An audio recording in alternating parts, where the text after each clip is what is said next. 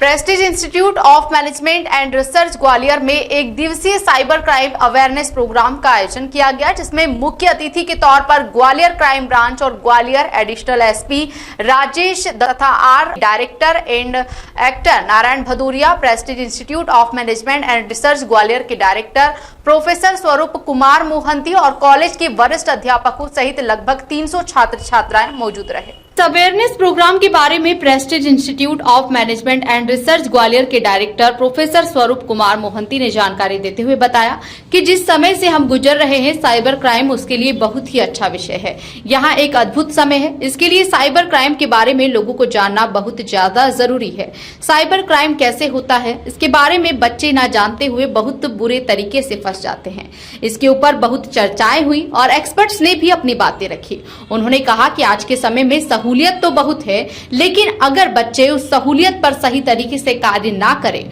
तो बहुत बड़े ट्रैप में फंस जाते हैं। बच्चों में जागरूकता के लिए ही इस प्रोग्राम का आयोजन किया गया। वहीं मुख्य अतिथि ग्वालियर क्राइम ब्रांच और ग्वालियर पूर्व एडिशनल एसपी राजेश दंतोतिया ने बताया कि जिस प्रकार लगातार साइबर फ्रॉड की शिकायतें आ रही हैं, जिनमें सोशल मीडिया से संबंधित जानकारियां और ट्रैप से बचाव को ध्यान में रखकर सभी प्राइवेट संस्थान और स्कूल कॉलेज में जाकर सभी को प्रोग्राम के माध्यम से अवेयर कर रहे हैं, जिससे आम नागरिक साइबर फ्रॉड से बच सके। इसके साथ ही आरडीबी प्रोडक्शन के डायरेक्टर और एक्टर नारायण भदौरिया ने कहा कि जीवन एक रंगमंच है और रंगमंच के कलाकार होने के नाते जो भी अनुभव सीखा है उसे अन्य नागरिकों तक पहुंचा रहे हैं। प्रेस्टीज में शिक्षारंभ में खाली न हम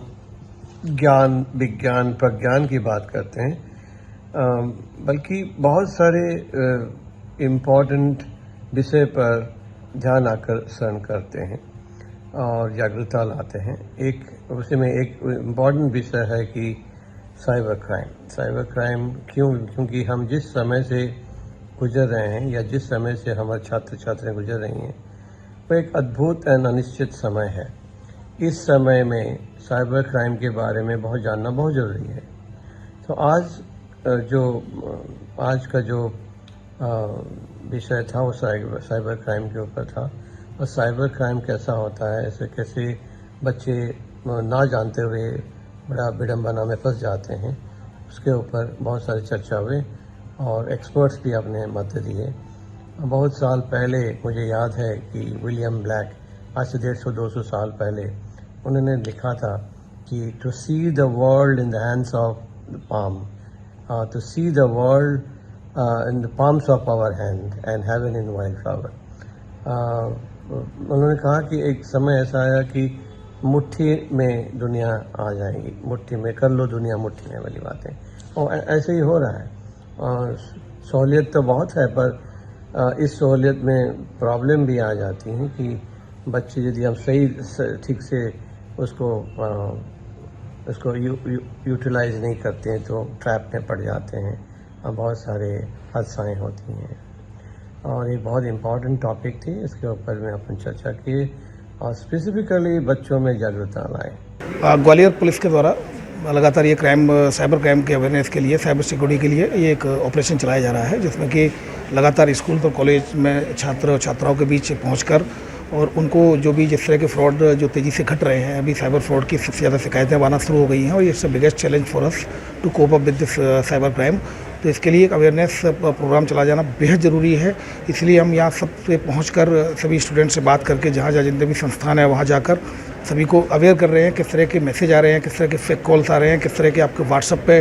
वीडियो कॉल जो सेक्सटोर्सन हो रहा है, किस तरह की कंप्लेंट्स हमारे पास आ रही है, जो कि हम क्राइम ब्रांच में लगातार इसकी कंप्लेंट्स आती है। तो हम उनको बेस बनाते हुए जो चीज़ें हो रही हैं, किस तरह के फ्रॉड हो रहे हैं, उन सब के बारे में इनको अपडेट करते हैं, जिससे अगर इनके पास कोई कॉल आए, इनके पास कोई वीडियो कॉल आए, इसके पास कोई व्हाट्सअप कॉल आए, इसके पास कोई बाहर के नंबर से कॉल आए जो वर्चुअल नंबर्स होते हैं, इसके अलावा इनके पास कोई फ़ोन कॉल आता है, कोई SMS आता है या व्हाट्सअप मैसेज आता है, तो वो किस तरह का हो सकता है, उसमें फ्रॉड किस तरह से किया जा सकता है, आपको किस तरह ट्रैप किए जाने की कोशिश की जा रही है, इसके बारे में इनको अवगत कराया, जिससे कि निश्चित रूप से एक बार सुन लेंगे इस चीज़ को, तो जब भी कोई इस तरह का कोई ट्रैप करने की कोशिश करेगा तो निश्चित रूप से ये बातें जो बताई गई हैं वो उनको माइंडसेट में आएंगी और उससे वो बच पाएंगे। क्योंकि मैं कलाकार हूँ और जीवन एक रंगमंच आप सभी जानते हैं और उसमें सभी रंग समाहित हैं। और मेरा ऐसा मानना है व्यक्तिगत, एक थिएटर कलाकार होने के नाते, रंगमंच का कलाकार होने के नाते, जीवन में आपने अपने अनुभव के द्वारा जो भी ज़िंदगी में सीखा है, अगर उसका प्रचार प्रसार अपने जीवन में अन्य लोगों तक पहुंचाते हैं तो उसका मेरे ख्याल से निष्कर्ष निकलता है, अन्यथा आपके जीवन का कोई निष्कर्ष नहीं है। मान लीजिए कि आपने जीवन में जो अपने अनुभव सीखे, अगर उन अनुभवों को बांटते हैं, उनसे 10% विद्यार्थियों का भी अगर भला होता है तो उसमें कहीं ना कहीं ये बहुत बड़ी चीज़ है और ये भारत के प्रत्येक नागरिक को करना चाहिए। वो कर्तव्य मैं कर रहा हूँ।